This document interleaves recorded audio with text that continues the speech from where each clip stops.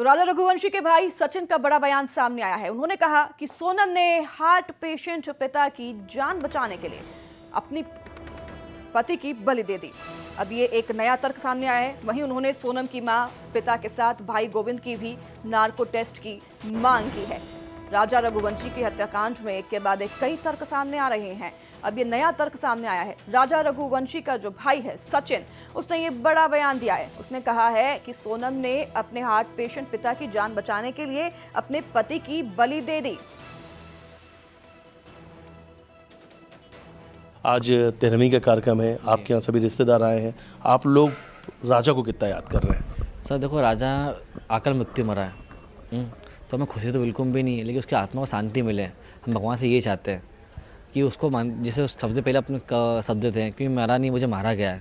ये क्या पता कैसे मुंह से निकला और मैंने इसको लिखवाया और बेना बनवाया मैंने, तो ये कहीं ना कहीं जो आत्मा है ना उसकी अभी भी वो है कि मैं भैया कैसे मर गया। मेरे को तो जीने की इतनी आस थी, मैं जिम जाता था, कसरत करता था, सब कुछ करता था, लेकिन उस लड़की ने आज उसके प्यार के लिए कि उसके पापा को अटैक नहीं आया, उस चक्कर में उसने अरेंज मैरिज करी, लव मैरिज नहीं करी। उसके पापा को बचाने के लिए उसने मेरे भाई को मार डाला। तो किस तरह का षड्यंत्र है। मैं तभी नार्को टेस्ट की मांग कर रहा हूँ कि नार्को टेस्ट की मांग की जाए। नरबली जैसा शब्द का इस्तेमाल, सर नरबली का शब्द इसलिए इस्तेमाल आता है कि ये शब्द उन्हीं पैदा करवाया हर मन में। पापा ने उल्टे फोटो टांगी तंत्र मंत्र से, बेटी लेके गई थी उसको शिलोंग, वहाँ पे तंत्र मंत्र होता है मंदिर पे वाले। तो ये समझिए, मतलब मैं क्या कोई भी इंसान हो वो सोचना मजबूर हो जाएगा इस बात के लिए कि बात आकाश से रही।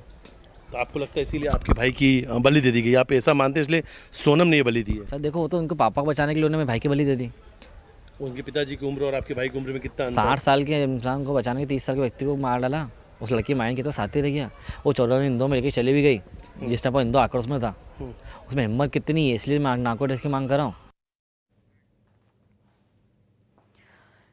तो वहीं पुलिस ने राजा रघुवंशी के मर्डर में इस्तेमाल हथियार को भी बरामद कर लिया है और इस हथियार से सोनम ने अपने पति पर कई वार करवाकर जान ले ली थी। आपको बता दें कि पुलिस का कहना है कि पहला वार आरोपी विशाल ने किया था। तो वहीं पुलिस सूत्रों के मुताबिक राजा ने जानलेवा हमले से खुद को बचाने की भी कोशिश की थी। इसी वजह से आकाश की शर्ट पर खून भी लगा।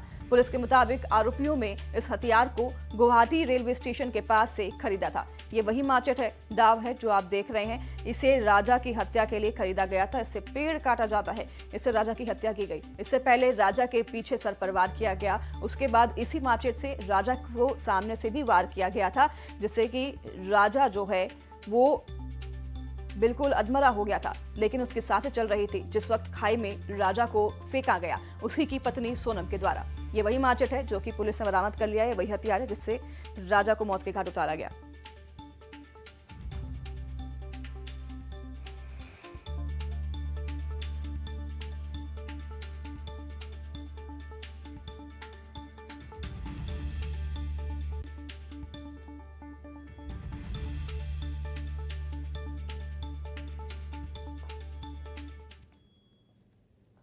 सतना से